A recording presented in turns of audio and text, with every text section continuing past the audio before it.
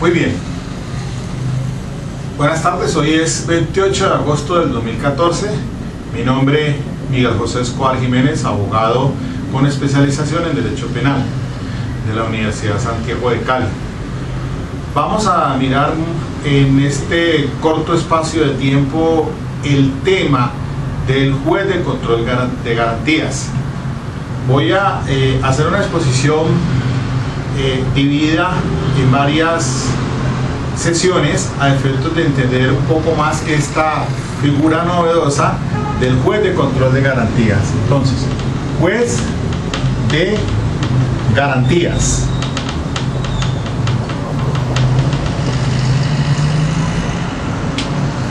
Bien, el sistema penal acusatorio colombiano, pues a través del acto legislativo 03 del 2002 fue que permitió, modificando el artículo 250 de la Constitución Política, darle entrada a este sistema procesal, posteriormente con la ley 906 del 2004, el nuevo Código de Procedimiento Penal. Pues bien, en relación con este tema del juez de garantías, es el artículo 250 superior, el cual le da entrada a la figura novedosa del juez de control de garantías. Acogiendo orientación de los tratados internacionales de derechos humanos ratificados por Colombia, como son la ley 74 del 68 y la ley 16 del 72, Pacto Internacional de Derechos Civiles y Políticos, y la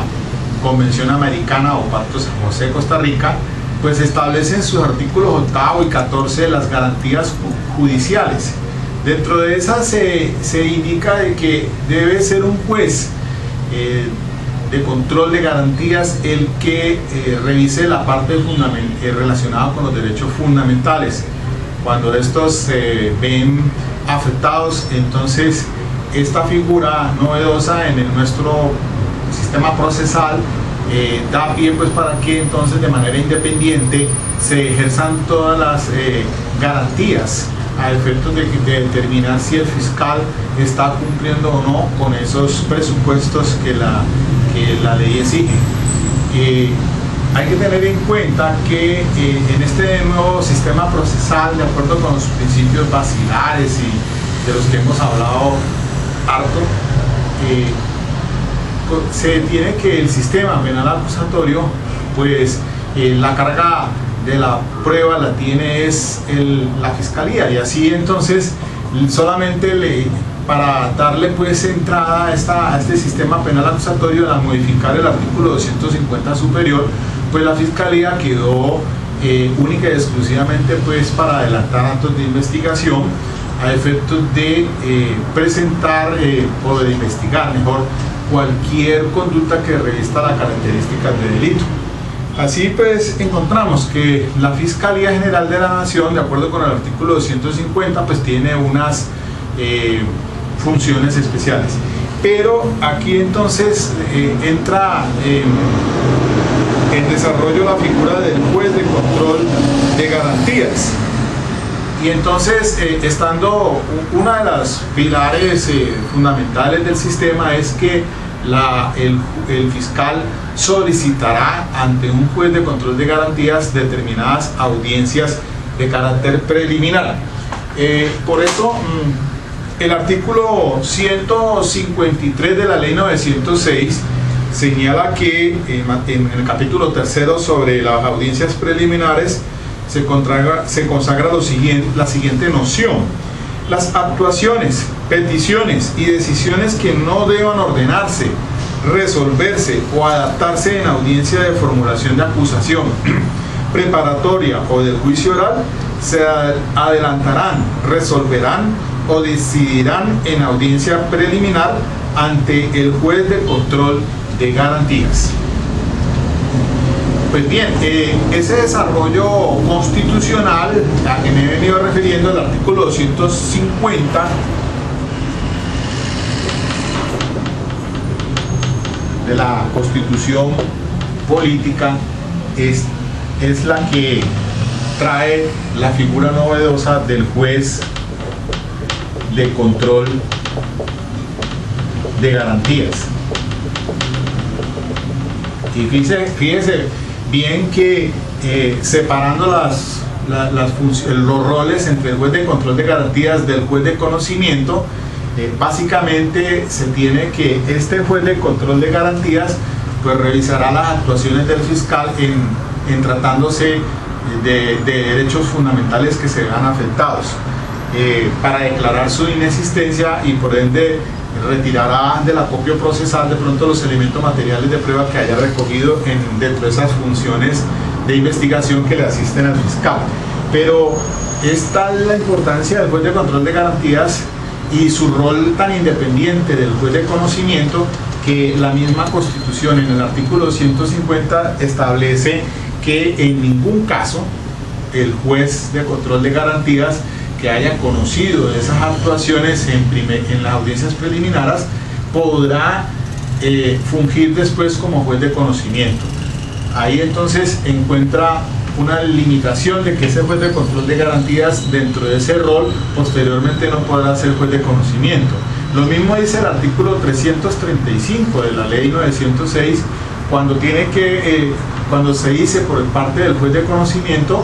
que el juez de conocimiento que conozca de una preclusión, y si se llega a rechazar, este juez de conocimiento no podrá ser posteriormente quien conozca de la actuación. Entonces vemos cómo se limitan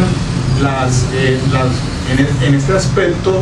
se hace una delimitación de los roles entre el juez de control de garantías del juez de conocimiento. Pues bien, el artículo 154 de la ley 906 es el que establece las modalidades, el cual fue modificado por el artículo 12 de la ley 1142 del año 2007, y dice que se tramitarán en audiencia preliminar lo siguiente. Dice: primero, el acto de poner a disposición del juez de control de garantías los elementos recogidos en registros, allanamientos e interceptación de comunicaciones ordenadas por la Fiscalía para su control de legalidad dentro de las 36 horas siguientes. Entonces, ahí hay una primera intervención del juez de control de garantías, pero más concretamente no son 36 horas, sino 24 horas, como dice el artículo 237 de la ley 906, porque si se lee el texto procesal, dice lo siguiente: artículo 237, audiencia de control de legalidad posterior. Dentro de las 24 horas siguientes al recibimiento del informe de Policía Judicial sobre las diligencias de las órdenes de registro y allanamiento, retención de correspondencia, interceptación de comunicaciones o recuperación de información producto de la transmisión de datos a través de las reglas de comunicaciones, el fiscal comparecerá ante el juez de control de garantías para que realice la audiencia de revisión de legalidad sobre lo actuado. De manera que entonces este artículo 154 no habrá de entenderse que no es dentro de las 36 horas, sino dentro de las 24 horas siguientes, para que entonces esas diligencias que el fiscal a motu propio, dentro de las únicas actuaciones que le permiten adelantarlas sin autorización judicial por aquello del artículo 250 constitucional, pues tendrá que ejercerse un control posterior dentro de las 24 horas por parte del juez de control de garantías. Entonces, control posterior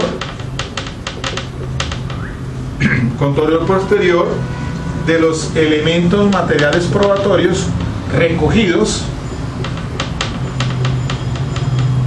en registros, allanamientos e interceptación de comunicaciones.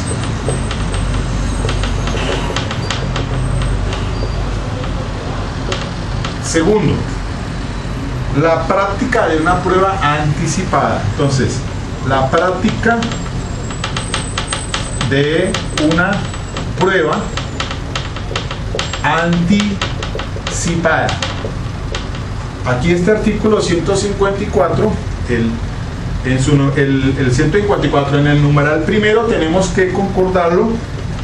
concordante con el artículo 337, ¿no? Para el control posterior de las diligencias de registro y allanamientos. Pero este artículo, el numeral segundo del artículo 154 sobre la práctica de una prueba anticipada, está concordante con el artículo 284 de la ley adjetiva, porque dice el artículo 284 sobre el particular expresa lo siguiente: prueba anticipada. Durante la investigación, hasta antes de la instalación de la audiencia del juicio oral, se podrá practicar anticipadamente cualquier medio de prueba pertinente con el cumplimiento de los siguientes requisitos. Entonces, hay que tener en cuenta las reglas de pertinencia, de acuerdo con lo que dice aquí: cualquier medio de prueba pertinente, la misma pertinencia del artículo 375 y admisibilidad del 376. Bajo el cumplimiento de unos requisitos: primero, que sea practicada ante un juez que cumpla funciones de control de garantías; segundo, que sea solicitado por el fiscal, por la defensa o por el Ministerio Público en los casos previstos en el artículo 112; tercero, que sea por motivos fundados y de extrema necesidad y para evitar la pérdida o alteración del medio probatorio; cuarto, que se practique en audiencia pública y con observancia de las reglas previstas para la práctica de las pruebas en el juicio. Aquí hay que hacer referencia de que también, de acuerdo con la sentencia C209 del 2000, esta es del 2010, señala concretamente que del 2007, la C209 del 2007 señala que la víctima también podrá solicitar la práctica de pruebas anticipadas. Recordemos que en este sistema de tendencia no típicamente adversarial, porque no podemos considerar que solamente sean partes el ente acusador y el acusado. Estrictamente pues serían los dos, pero hay unos intervinientes especiales que son el Ministerio Público y también la víctima. Ahora, el Ministerio Público, de acuerdo con el artículo 112, también puede solicitar práctica de pruebas, de acuerdo con el artículo también 357, porque el Ministerio Público, como interveniente especial, al igual que las víctimas, entonces, de acuerdo con la sentencia que acabo de citar de la Corte Constitucional, pues permite que se pueda practicar pruebas anticipadas. Se solicitarán entonces ante un juez de control de garantías y teniendo en cuenta todas las observancias previstas en cuanto a las prácticas en el juicio, es decir, principio de oralidad, de contradicción, de inmediación y de publicidad. Esos elementos tienen que darse para que esa prueba que es anticipada cumpla con ese rigorismo procesal del debido proceso. Además, que si posteriormente ha desaparecido la causal por la cual se practicó la anticipadamente, entonces vaya al juicio y se practique dentro del juicio oral, cumpliendo aquello que hemos hablado de la dicotomía de la prueba, porque esa prueba tiene que ser practicada y valorada por el juez de conocimiento, teniendo en cuenta pues el principio de inmediación. Pero entonces podrá hacerse entonces la solicitud de la prueba de la práctica anticipada. No es lo usual, pero es posible que se haga entonces en desarrollo de los actos de investigación. Tercero, que se ordenar la adopción de medidas necesarias para la protección de víctimas y testigos. Entonces, protección de víctimas y testigos. Aquí el fiscal, de acuerdo con el artículo 250 constitucional, pues deberá procurar todo lo relacionado con la protección de víctimas y testigos. De igual manera, señala este artículo, este numeral tercero, hay que concordarlo con el artículo 342, 342 que señala, 342 de la ley 906 que señala pues que las medidas de protección, dice: una vez formulada la acusación, el juez podrá, a solicitud de la fiscalía, cuando se considere necesario para la protección integral de las víctimas o testigos, ordenar primero que se fije como domicilio para los efectos de las citaciones y notificaciones la sede de la fiscalía, quien las hará llegar reservadamente al destinatario, y numeral segundo, que se adopten las medidas necesarias tendientes a ofrecer eficaz protección a víctimas y testigos para conjurar posibles reacciones contra ellos o su familia, originadas en el cumplimiento de su deber testifical.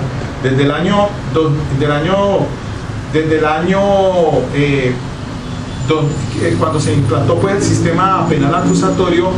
a través del acto legislativo 03 del 2002, que modifica pues desde el 2002 que se modifica el artículo 250 constitucional, pues la fiscalía es la que tiene que velar por la protección de víctimas y testigos. Por eso existe una resolución de la fiscalía,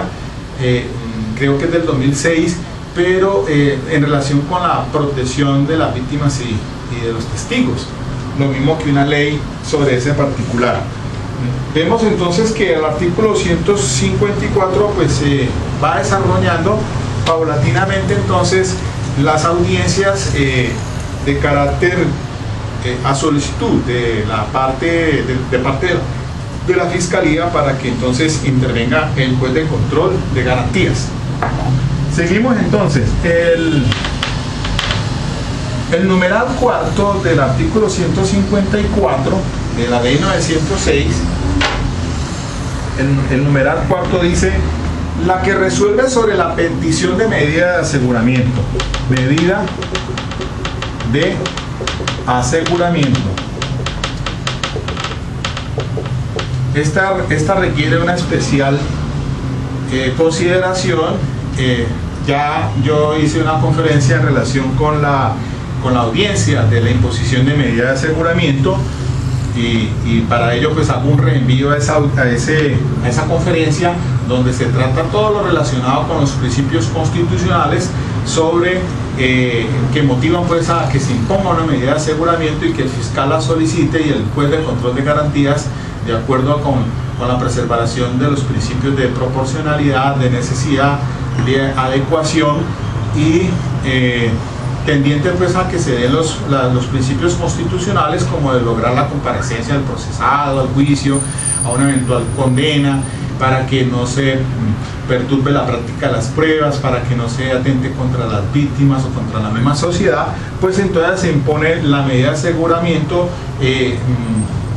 rompiendo con aquel principio de presunción de inocencia, y el juez entonces de control de garantías, bajo esos presupuestos, pues impondrá la medida de aseguramiento que se le haga por parte, la solicitud que se haga por parte de la fiscalía, sea intramural o extramural, o en detención domiciliaria.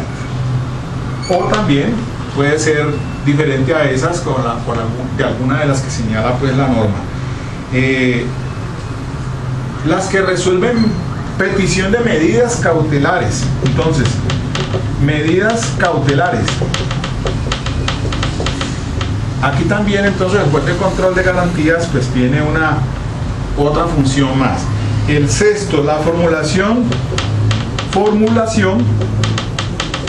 de imputación.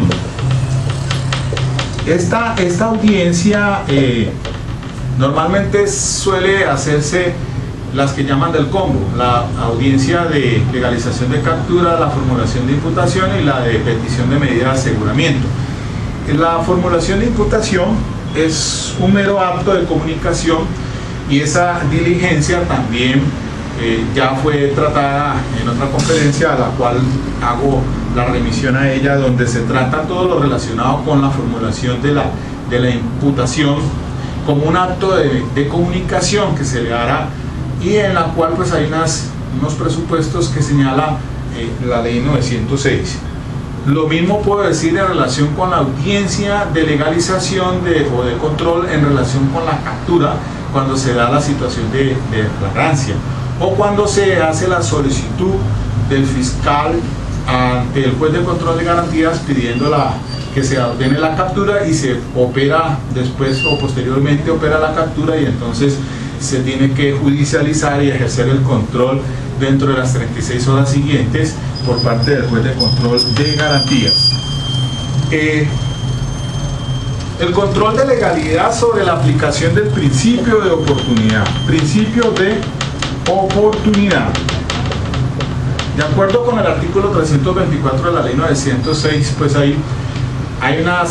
una cantidad tasativamente señalada de causas por las cuales procederá la aplicación del principio de oportunidad. Les decía que la excepción al principio de legalidad es el principio de oportunidad, una figura novedosa en la cual el fiscal podrá renunciar a ejercer pues la acción penal, o podrá suspenderla en esos eventos en que, aún estándose demostrado obviamente y desvirtuada la presunción de inocencia, el fiscal puede renunciar a ella o suspenderla a efectos de dar aplicación a este principio de oportunidad dentro de los presupuestos que señala el artículo 324 de la ley 906. Una figura novedosa que aparece pues contemplada en la ley 906 del 2004 como una excepción al principio de legalidad, el principio de oportunidad que opera en estos eventos. Entonces, esa audiencia de control también está supeditada a que se revise su legalidad por parte del juez de control de garantías. Octavo, las peticiones de libertad que se presenten con anterioridad al anuncio del sentido del fallo. Entonces, peticiones de libertad. Recordemos que en este sistema, pues, cuando se impone la medida de aseguramiento, posteriormente se podrá solicitar por la defensa una audiencia ante el juez de control de garantías pidiendo la revocatoria de la medida de aseguramiento, en el caso tal de sobrevenir otras causas, o que hayan desaparecido las que impuso al momento el juez de control de garantías, que hayan desaparecido. Entonces podrá solicitarse la revocatoria de la medida de aseguramiento. Y lo mismo, entonces aquí hace alusión pues hasta antes de que se haya enunciado el sentido del fallo, esas audiencias que se piden de libertad, pues no la va a resolver el juez de conocimiento, sino el juez de control de garantías. Y dice un numeral noveno: las que resuelvan asuntos similares a los anteriores. Similares, entonces, asuntos similares a las anteriores. Es decir, queda abierta la posibilidad de que alguna audiencia sui generis pues se haga a petición del numeral noveno del artículo 154.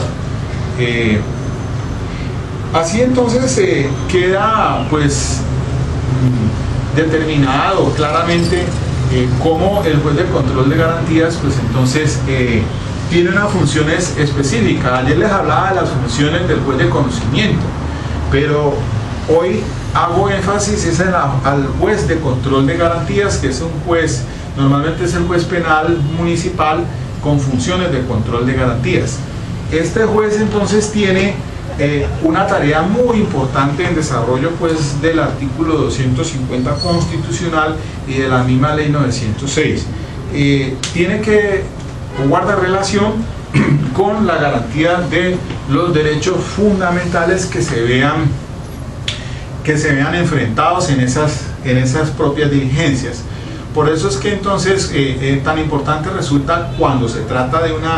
por ejemplo, de una legalización de captura, conocer las diferentes modalidades de la captura en flagrancia, como habla el artículo 301. No solamente la flagrancia o cuasi flagrancia o la flagrancia inferida, sino las otras adicionales a ellas que han sido introducidas por las leyes 1453. Y tenemos que, precisando ese tema de la captura en flagrancia, que hago el reenvío a esa otra conferencia que había hecho exclusivamente sobre la situación de la flagrancia, pero concretamente entre el juez de control de garantías que tiene que revisar pues si se cumplieron y si no se violaron los derechos fundamentales, si la persona estuvo bien capturada o no dentro de las circunstancias que precisa no solamente la ley 906 en este caso, sino también la jurisprudencia y la doctrina. Lo mismo puede decirse entonces en relación con la audiencia de medida de aseguramiento, bajo los principios constitucionales que la obedecen a ella y que están contemplados pues, normalmente en el artículo 308 y siguientes de la ley 906, para imponer la restricción de la libertad como una excepción a ese principio de libertad. Importante es ahora en cuanto a la formulación de imputación, mucho se ha dicho en ella. También pues he hablado aquí en conferencia aparte sobre la formulación de imputación, y esencialmente se dice pues que es un mero acto de comunicación en que el fiscal le hace saber a la persona el injusto, llámese pues una conducta típica, antijurídica y culpable. En esencia la tipicidad